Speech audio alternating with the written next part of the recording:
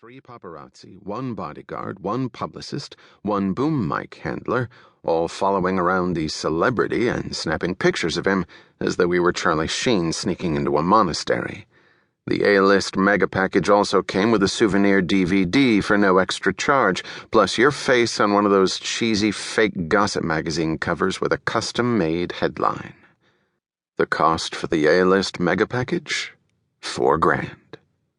To answer the obvious question, yes, Ray hated himself. Ira pushed past and disappeared into the ballroom. Ray lowered his camera and looked at his 2 fellow paparazzi.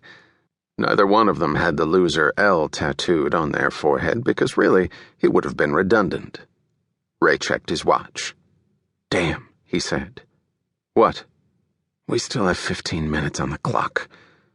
His colleagues, both barely bright enough to write their names in the dirt with a finger, groaned. 15 more minutes. That meant going inside and working the introduction. Ray hated that. The bar mitzvah was being held at the Wingfield Manor, a ridiculously gauche banquet hall that, if scaled back a tad, could have doubled as one of Saddam Hussein's palaces.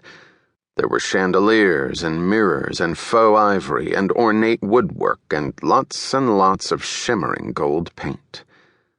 The image of the blood came back to him. He blinked it away. The event was black tie. The men looked worn and rich. The women looked well-kept and surgically enhanced. Ray pushed through the crowds, wearing jeans, a wrinkled gray blazer, and black Chuck Taylor high tops. Several guests stared at him as though he'd just defecated on their salad fork. There was an 18-piece band plus a facilitator who was supposed to encourage guest frolicking of all sorts. Think bad TV game show host. Think Muppets Guy Smiley. The facilitator grabbed the microphone and said, "Ladies and gentlemen," in a voice reminiscent of a boxing ring announcer, "please welcome, for the first time since receiving the Torah and becoming a man, give it up for the one, the only, Ira Edelstein." Ira appeared with 2. Ray wasn't sure what the right terminology was, but perhaps the best phrase would be upscale strippers. The 2 hot chicks escorted little Ira into the room by the cleavage. Ray got the camera ready and pushed forward, shaking his head. The kid was 13. If women who looked like that were ever that close to him when he was 13, he'd have an erection for a week. Ah, youth. The applause was rapturous. Ira gave the crowd a royal wave. "Ira," Ray called out, "are these your new goddesses? Is it true you may be adding a 3rd to your harem?" "Please," Ira said with a practiced whine.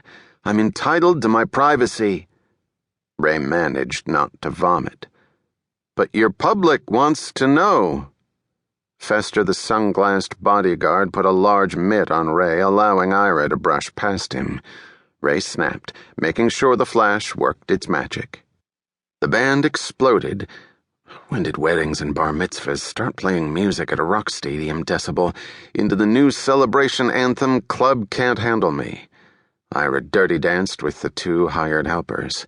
Then his 13-year-old friends joined in, crowding the dance floor, jumping straight up and down like pogo sticks. Ray fought through Fester, snapped some more pictures, checked his watch. 1 more minute on the clock. "Paparazzi scum!" Another kick to the shins from some little cretin. "Ow, damn it, that hurt!" The cretin scurried away. Note to self, Ray thought. Start wearing shin guards.